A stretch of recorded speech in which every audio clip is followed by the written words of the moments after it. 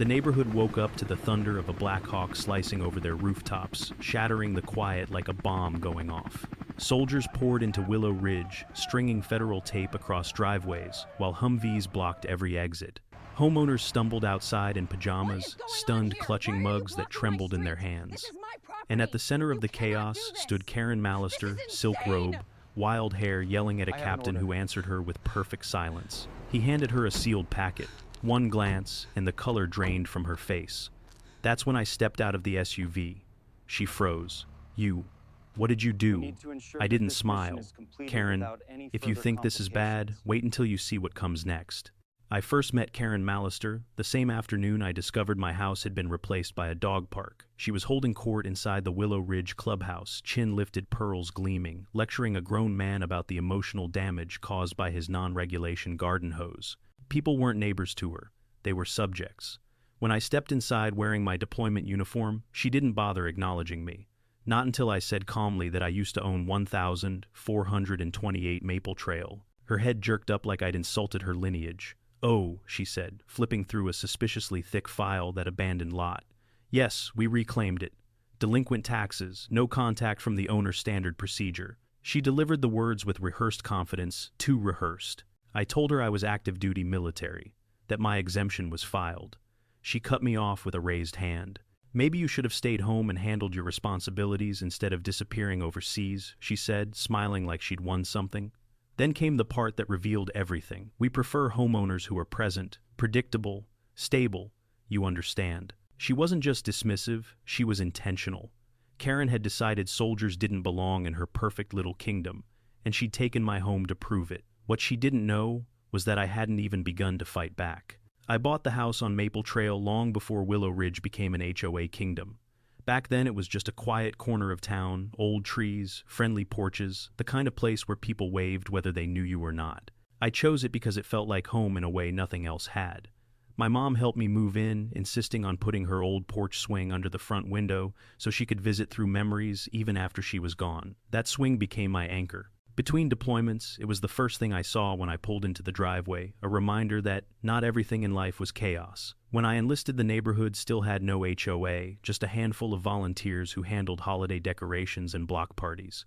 But over the years, that small committee evolved, tightened, then hardened. Elections started, fines appeared, rules multiplied, and eventually, Karen Mallister emerged as president, self-appointed guardian of aesthetic perfection. Most people didn't fight her rise. They were busy with their lives, and she slipped into power like a fox into a henhouse.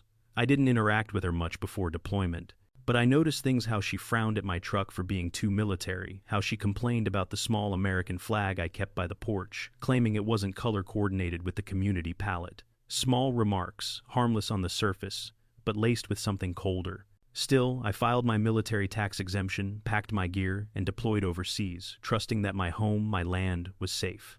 11 months later, a taxi dropped me off on what I thought was my driveway. Instead, I found artificial turf dogs sprinting where my living room once stood, and an HOA sign declaring the area Willow Ridge Community Park. It felt like I'd stepped into someone else's life. The city offices didn't help. Records showed abandoned property, delinquent taxes, and HOA reclamation, none of which made sense. But the moment I heard Karen's name, something inside me clicked. This wasn't a clerical error, it was targeted. And when she looked me in the eye, smirked, and told me the neighborhood needed predictable homeowners, I understood exactly what she'd done. That was the moment peace cracked, and the war at home began. The first real hit came not from Karen, but from the system she'd quietly poisoned. I spent the entire day bouncing between city offices like a malfunctioning GPS. Every clerk gave me a different explanation: delinquent taxes, unclaimed property, HOA acquisition per protocol. None of it lined up with my military exemption on file. The more I asked, the more their eyes drifted toward the HOA logo stamped across the documents. When I walked back to what used to be my yard, a couple pushing a stroller shot me a wary glance, whispering like I was trespassing on public property. A jogger swerved wide around me, eyeing my uniform like it didn't belong there. Even the dogs seemed confused, sniffing at my boots as if I were the stranger. Then I saw a laminated notice posted on the fence. Willow Ridge Community Park Private HOA Property. Private. As if my entire life had been erased and rewritten overnight. Something was wrong, deeply wrong. And I hadn't even seen the worst of it yet. The The real shift happened the next day. I returned to the dog park fence to study the layout, hoping to understand how they'd rewritten my property lines. I found a fresh metal sign drilled into the post: HOA controlled zone, non-residents prohibited. Non-resident? They'd downgraded me from homeowner to intruder with a single plate of aluminum. As I stepped closer, a middle-aged man in an HOA windbreaker marched toward me, holding an iPad like a weapon. For documentation, he muttered, snapping photos of my face, my uniform, even the boots I'd worn through Afghanistan. He didn't ask permission. He didn't need to. Karen had given him authority she never legally owned. She appeared seconds later, voice cool and sharpened. "You're causing disturbance," she said. "Leave this area immediately, or I'll call the sheriff and report an aggressive trespasser." Aggressive. I hadn't raised my voice, hadn't moved an inch. But she knew labels stick, especially when aimed at a veteran people didn't know. I turned away before I said something I'd regret. That's when my phone pinged. A digital violation notice, issued by the HOA, against me. Reason: presence on restricted property formerly associated with prior owner. Formerly. They'd already written me out of my own story. Everything felt wrong from the moment I stepped into that dog park, but it wasn't until Luis called that the picture snapped into focus. He'd heard what happened through a mutual friend and pulled an all-nighter digging into records, something he was frighteningly good at. "Bro, this isn't incompetence," he said. "This is coordinated." Piece by piece, he laid it out. The same HOA that had slapped me with trespass warnings had quietly filed a demolition request for my home while I was in Afghanistan. My signature appeared on 2 documents I'd never seen in my life. Board meeting minutes had been created months after the supposed votes. And the land transfer, a joke. Sold for $1 to a shell corporation owned by, of course, Karen's cousin. It all tracked perfectly with how she talked to me in the clubhouse. Cold, dismissive, certain I wasn't coming back. Then Luis sent the images. High-resolution satellite shots. Before my cottage, my mom's porch swing, the tree I carved before deployment. After leveled earth bulldozer, paths, fresh fencing, and the exact outline of the dog park fence already staked out. But the twist was the most damning part. The HOA filed the demolition permit 3 days after the house was already gone. They didn't just take my land. They erased the evidence, then tried to erase me. With Luis's evidence stacked on the motel desk, I made an appointment with Judge Margot Winslow, a former JAG officer who'd seen more military injustice cases than she cared to remember. The moment she flipped through the forged signatures and the demolition timeline, her expression hardened. "This isn't negligence," she said. "This is criminal fraud." For the first time since stepping onto that dog park, I felt the ground tilt in my favor. She explained that even with overwhelming proof, the HOA could drag this through civil court for years. Karen had money connections and lawyers trained to stall. But then Judge Winslow leaned back, tapped her pen, and said something almost offhandedly. "If the land is under dispute and tied to a deployed service member, federal oversight can be requested. In rare cases, even temporary occupation for assessment." It wasn't advice. It was a doorway, a legal crack wide enough to push through.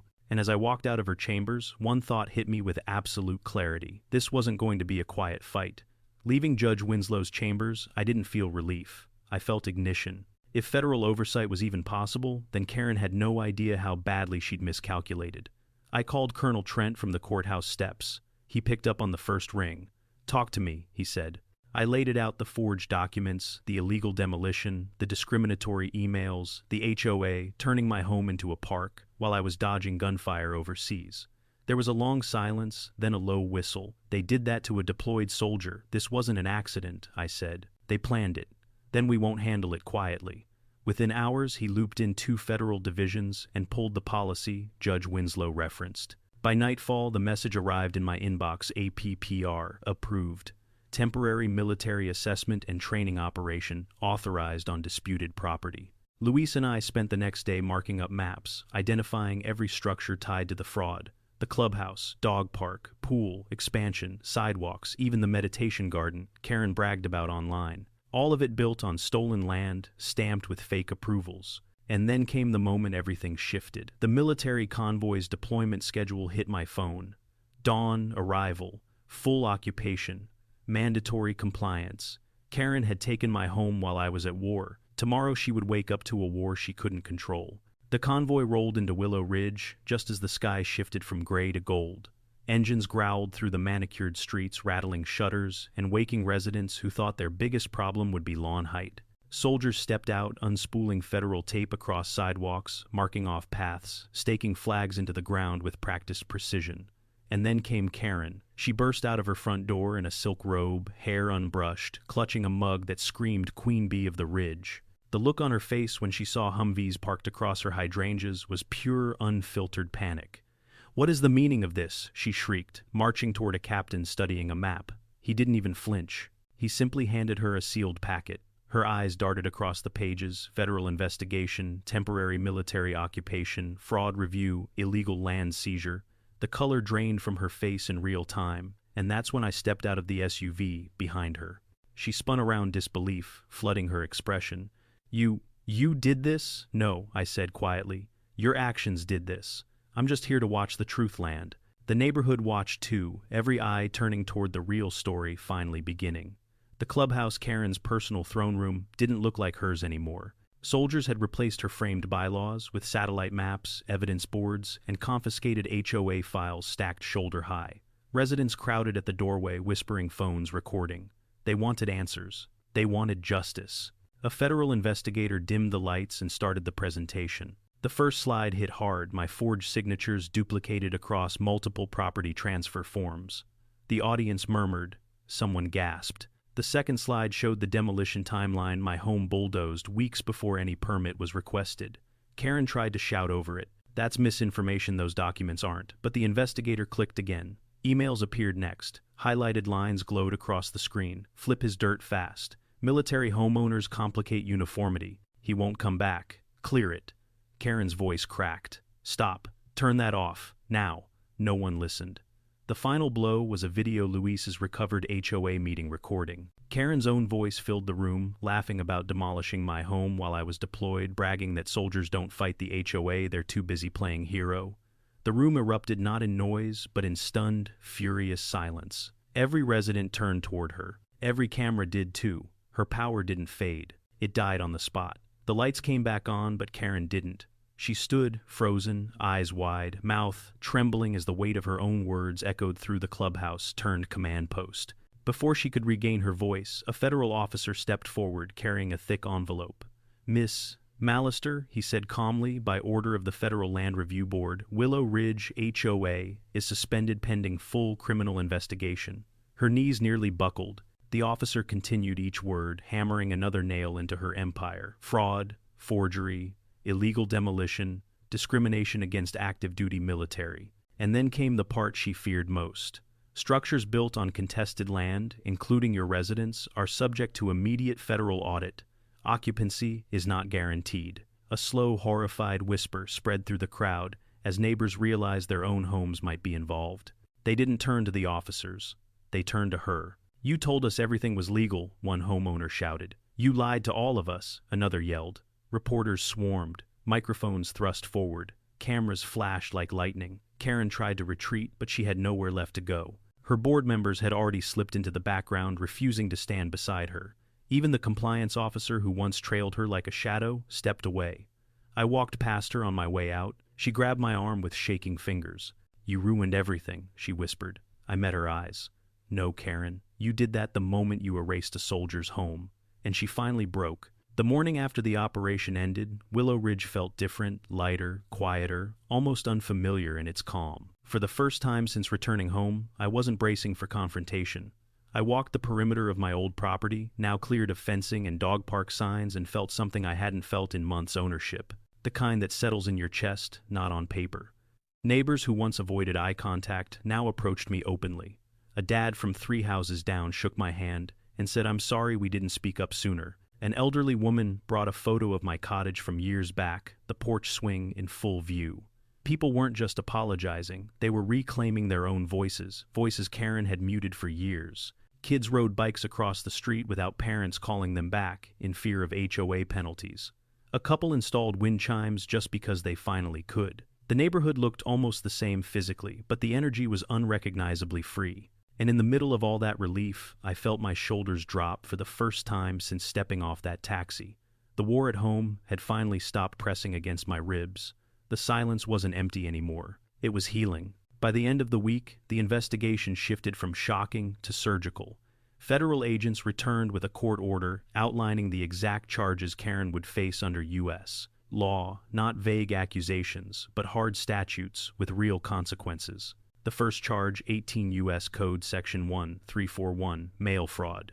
Every fraudulent notice the HOA sent through the postal system carried a potential penalty of up to 20 years per count. Karen had sent dozens. Second, charge 18 U.S. Code Section 1001, falsifying federal documents. Forging my signature on tax and property forms meant up to 5 years in federal prison for each falsified filing. Third, the Service Members Civil Relief Act, SCRA violation. Illegally seizing a deployed soldier's property wasn't just immoral, it was a federal offense. Courts routinely award triple financial damages, forced restitution, and in severe cases, criminal liability. Fourth, Civil Rights Act, housing discrimination. Her emails about keeping the neighborhood military-free triggered a Title VIII violation. Penalty, massive civil fines, loss of any HOA leadership eligibility for life, and federal oversight for all her past housing-related decisions. Fifth, state-level charges for illegal demolition, property theft, and zoning fraud. Penalties included mandatory full restitution for the demolished home, treble damages for fraudulent property transfer. Possible state prison time for conspiracy and misuse of authority. When the judge finished reading the charges, the room went silent. Karen didn't just lose her title. She faced crippling fines, seizure of assets, civil liability from every affected homeowner, and years, possibly decades of accumulated prison time if convicted on all counts. It wasn't just a downfall. It was justice written line by line in the same legal code she believed would protect her. Karen's downfall didn't arrive with handcuffs. It arrived with paperwork, mountains of it. Federal liens froze her accounts. The IRS seized her cousin's shell companies. Civil attorneys representing 11 homeowners filed coordinated lawsuits. And because she violated the Service Members Civil Relief Act, the judge ordered immediate restitution from her personal assets. Her house, once her symbol of dominance, was placed under court-appointed receivership, meaning she could no longer legally enter without permission. When she tried to step onto her porch during a news interview, an officer stopped her and reminded her the property was now evidence. That moment went viral. But the real karma twist came a week later. During the official resurvey, federal inspectors discovered Karen's home extended 3 feet onto my restored lot. Under state law, that gave me the right to demand rent force removal of the encroaching structure or assume ownership of the disputed portion. The neighborhood held its breath. I didn't take her land. I donated that 3-foot strip to the newly formed Willow Ridge Community Collective, the HOA-free resident-led group that replaced Karen's reign. They turned it into a tiny memorial garden dedicated to military families and homeowners wronged by abuse of authority. Karen watched from the sidewalk as volunteers planted flowers where her fence once stood. She couldn't say a word. Legally, morally, publicly, she had lost everything. As for me, rebuilding became more than construction. Neighbors brought tools, meals, spare lumber, kids painted welcome signs. Veterans showed up with gloves and silent understanding. On the first night, the porch swing was rehung. I sat beneath the same tree that survived everything scarred but standing, just like me. They tried to erase my home. Instead, they rebuilt my community, and that's the kind of victory no HOA rulebook could ever contain.